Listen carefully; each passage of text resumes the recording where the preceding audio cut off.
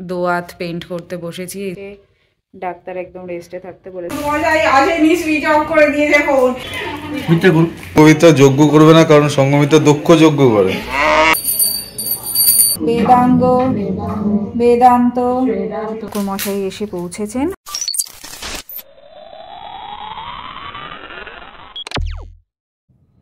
সরস্বতী পুজোর সকালবেলা বাজে 7টা সাড়ে 7টা। আমি দোয়াত পেইন্ট করতে বসেছি। এই যে পালকের নাম লেখা, পালক আর নোলকের নামে দুজনের আমি এইরকম করে পেইন্ট করে দিই। আর তোড়জোড় শুরু হয়ে গেছে। ঠাকুরমশাই নাকি 10টায় আসবেন, তো দেখা।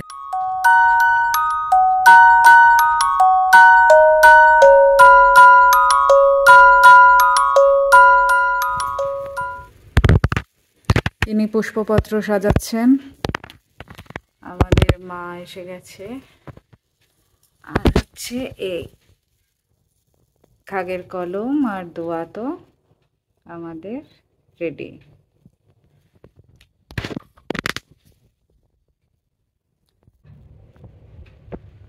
পালকের এমনিতে খুব শরীর খারাপ, গতকাল থেকে ঠান্ডা লেগে চোখে ইনফেকশন হয়, চোখে যে ফুলে রয়েছে, আই ড্রপস চলছে।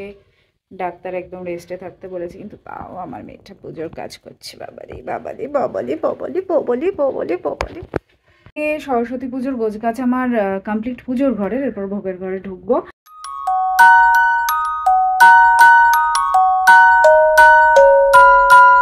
বাড়িতে যে পুজোই হোক, আলপনা দিতে পালক এক পায়ে খাড়া। চিত্তির বিচিত্তির সিঁড়িতে শুরু হয়ে গেছে।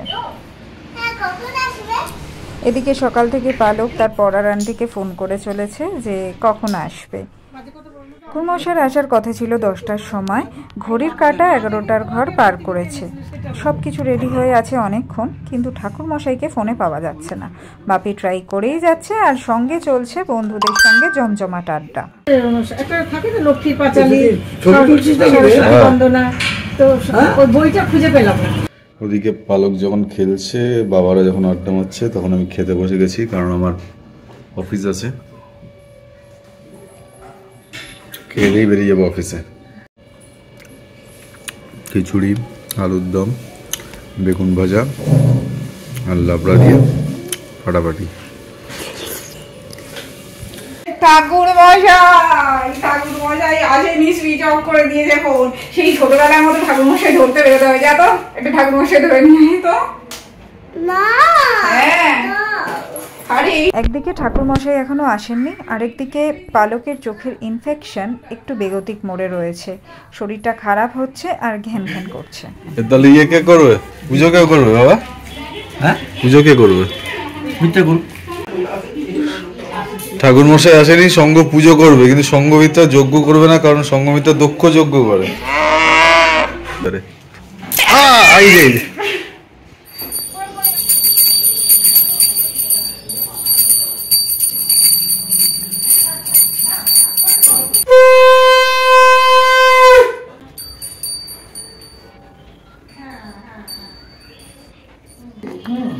ওম ভদ্রকাল্যৈ নমো নিত্যং সরস্বত্যৈ নমো নমঃ।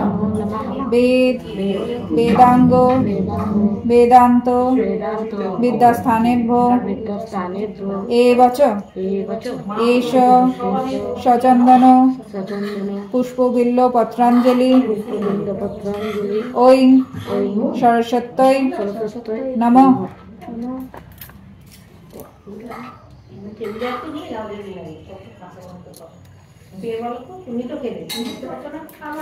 এবার প্রণাম করো। ওম সরস্বতী মহাভাগে বিদ্যে কমললোচনে বিশ্বরূপে বিশালাক্ষী বিদ্যাং দেহি নমস্তুতে। যার যা প্রার্থনা আছে মনে মনে মায়ের কাছে করে দেবো, প্রণাম করো। শেষ পর্যন্ত পুজো আমিই করলাম। ঠাকুরমশাই এখন বাজে হচ্ছে 2:45, এখনও এসে পৌঁছননি। জানি না ওনার কী হয়েছে, উনি সাধারণত এরকম করেন না, বয়স্ক মানুষ, হয়তো শরীর খারাপ হয়ে গেছে বা কিছু হয়েছে। তো যাই হোক, পুজোটা বেশ ভালোই হয়েছে। আর সবথেকে মজার বিষয় হলো, আমি বারবার পুজো করতে করতে মাকে বলছিলাম যে দেখো আমি তো পুজোর সব নিয়ম জানি না, যা হয় আর কি, ভুল ত্রুটি হলে তুমি দেখে নিও। একটা মজার বিষয় যেটা হয়েছে সেটা হচ্ছে, আমাদের উল্টো দিকে থাকে দুটো বাচ্চা, বাপ্পার ছেলেরা। হঠাৎ বাপ্পার বউ ফোন করেছে, বলছে তোমাদের কি পুজো হয়ে গেছে? ঠাকুরমশাই পুজো করে চলে গেছে। মানে ঠাকুরমশাই আসেনি, আমি পুজো করলাম। বলছে তাহলে আমার ছেলে দুটোকে পাঠাবো, একটু অঞ্জলি দিয়ে দেবে? হ্যাঁ হ্যাঁ পাঠাও। তো ওদের সঙ্গে ওদের এক বন্ধুও এসেছিল, 3 জনে মিলে অঞ্জলি দিল, প্রসাদ নিল। তো এইটা বেশ মজার হয়েছে, বেশ ভালো লেগেছে। অবশেষে 4টের দিকে ঠাকুরমশাই এসে পৌঁছেছেন। হোমটা বাকি ছিল। ঠাকুরমশাইকে আমি বললাম আমি কি কি করেছি। ঠাকুরমশাই বললেন ঠিক আছে, ভালো করেছো, এইবারে আমি হোমটা করে দিই। তো উনি এখন হোমটা করছেন।